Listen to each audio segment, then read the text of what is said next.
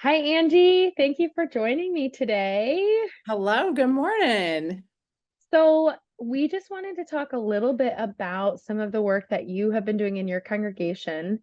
And so, why don't you just start by giving us some background of the ministry that you were serving at when you did this project and how that's continued to be informed or shaped by the role that you were at. Sure. I was children's director at First Reformed in Zealand. Um, and um, we looked at our church, and it's a huge building, like huge building, spread way far out. Where How our old is it? How old of a Oh my building is word, it? it's really old, over 150 years old. So Okay. yes, very old. Um, and in the community, it's in right the heart of downtown Zeeland, Michigan, and near Main Street and kitty corner across the street is another church, and there's a couple parks and houses. It's a neighborhood. Hmm. On the back side of the church, there's a elementary school. And Hmm. so it's been in the community a super long time. They actually had an option to move out of downtown on some property outside of downtown and build a new building many years ago. But they, as a congregation, felt that it was important to stay in the town, in the city of Wow. Zealand. So they chose to stay in Zealand, which meant they were landlocked, right? Yep. So they have added on throughout the years, and which has been wonderful, but also created some different dynamics in the building with things being really spread out. The sanctuary isn't super close to the nursery and is not definitely not close to children's ministry area. It's just really spread out Mm, in the facility, which made it an environment that was difficult for different generations to interact with each other. yeah. So, Let's talk a little bit about, I mean, this was a few years ago that we started talking about what you were seeing and what we were kind of hoping you could do. What was it exactly, the point of these jumpstart conversations and this jumpstart interview is just congregations that are getting curious and creative about the behaviors of the people that are around them, that are within the community. What were you kind of seeing and getting curious about for how the church might embrace some of those new things that you were seeing at that time? mhm. So, first was is definitely a congregation that cares about the community, Mm, um, and they do care about each other. Um, and they were doing a really, really good job of finding ways to connect in the community outside mm, of the church doors, which was beautiful. It was beautiful to see the different things they were involved in, whether it was Pumpkin Fest in the city. yeah. They did a community water slide event that Mm, thousands of people would come to in the summer. They kind of started connecting with the other RCA churches in Zealand to do some outreach. Um, so there's some really beautiful things happening, but when younger families would come visit the church, we started to notice that they didn't stick around. Like they came oh, and visited on a Sunday morning, and then boom, they were gone before we really could even have a conversation with them.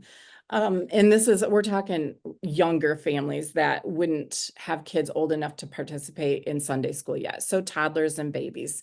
yeah. So we started to just kind of brainstorm and wonder and think like, why is that happening? Like, that's great that they've come Mm, in our doors, but now they've left. We haven't connected with them. We haven't engaged in them. Once in a while they'd come back, and once in a while we wouldn't see anybody come back. So we're like, how can we create a space or an environment that people stick around so we can actually yeah. Well, develop these relationships? and can you remind me again, didn't First have some sort of a shift in their mission or their vision statement that was kind of Yes. in line with Yeah. what you guys were seeing?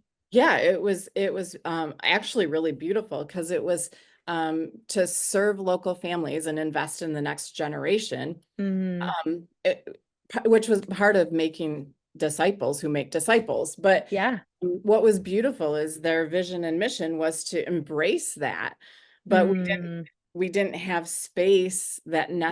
necessarily embraced the different generations coming together. So So what you were noticing is that the space also impacted the way you were able to live into your mission and vision. correct. Yep. Interesting. Okay. Okay, so then what was next? You started noticing that families were leaving. Yes.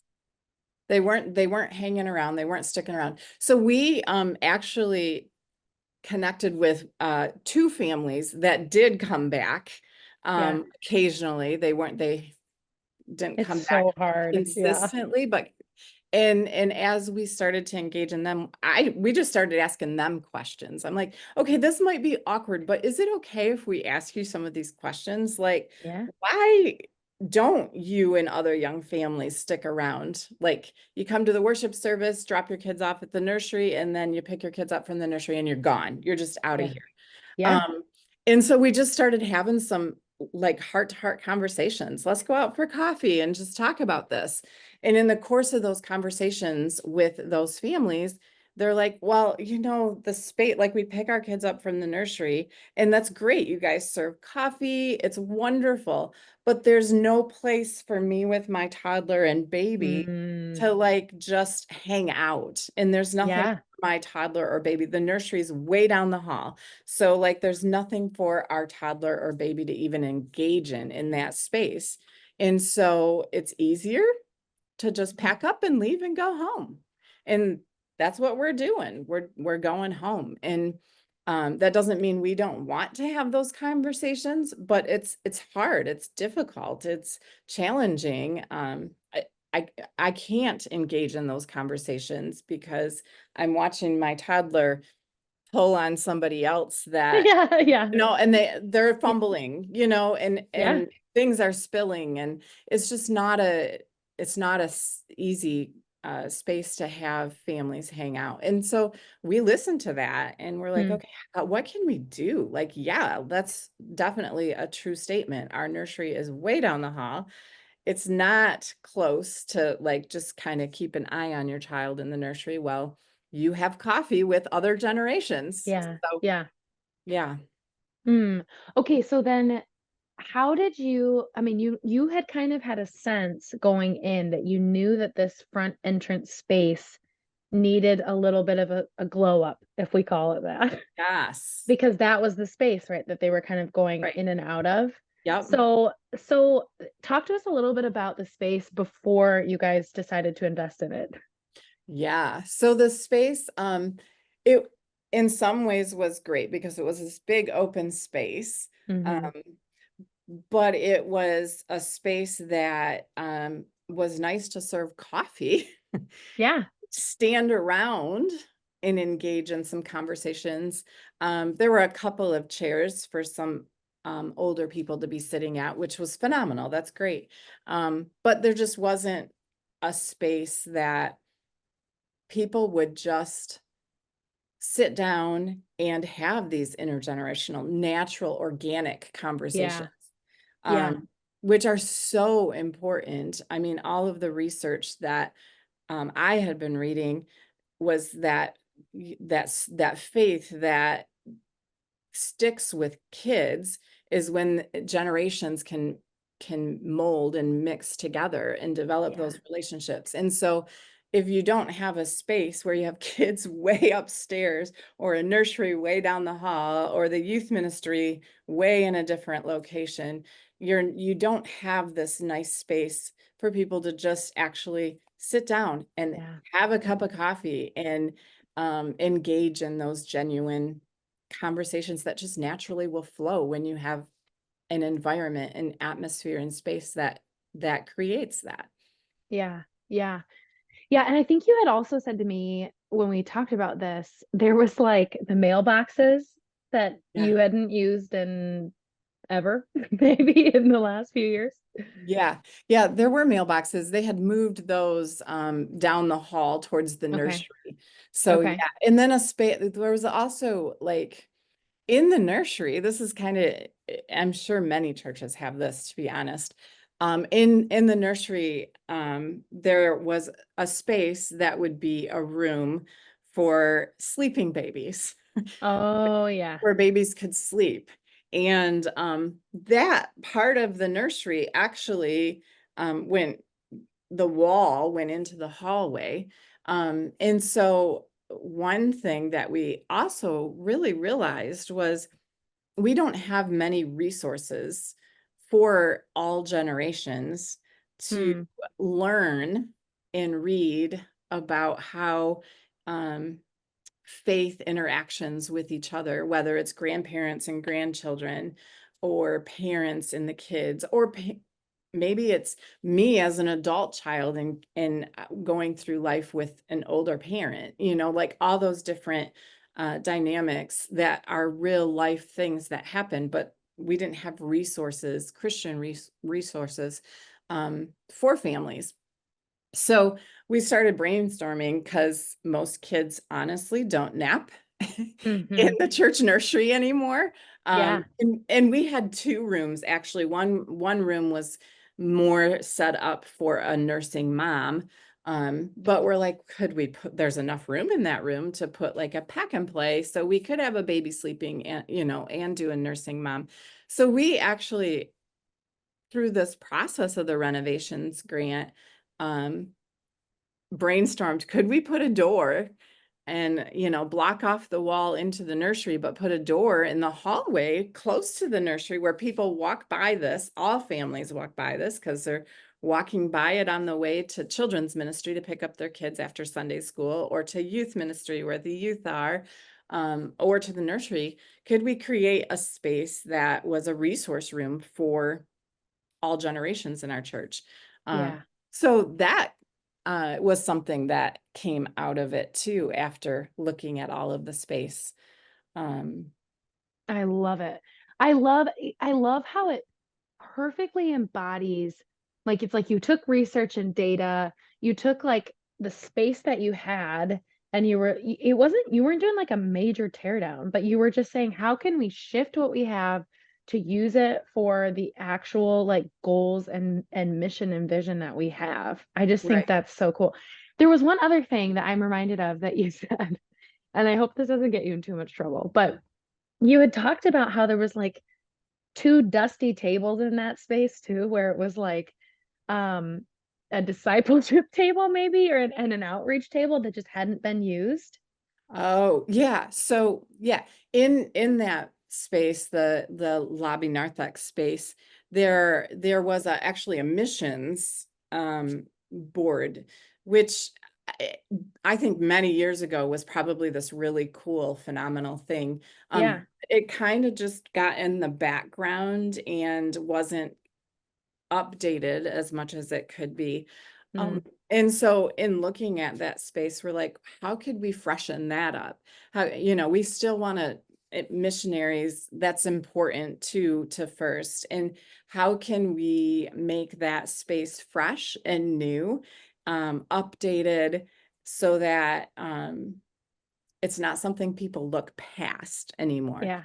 And so, yeah, that was a corner in that room that um, we decided to actually remove that corner, and Hmm. make that part of our space that we renovated for um, the multi-generations to come together, where we put some couches and chairs and coffee table, end table, a Oh, uh, a oh, sensory sensory. activity board Yeah. for Yeah. kids to play on, a little kids table, bookshelf. Mm. So we made that area for intentional for relationships, just to organically begin to form. And then Um, the missions wall was moved over just a little bit to the left, not far from it. A freshly painted wall. We had a map that had highlights where the missionaries were. It just got shifted over a mm, little bit, freshened up. mm. And it created a highlight for that Yeah. in a way that wasn't highlighted before, and allowed space for these intergenerational relationships to Hmm. organically form. So that was really cool. I love that so much. I love too that, I mean, when we were talking with Josh, who was the senior pastor who did bless all of this, I feel like I need to say that. Like he was involved with the process just as much Yes. as you were.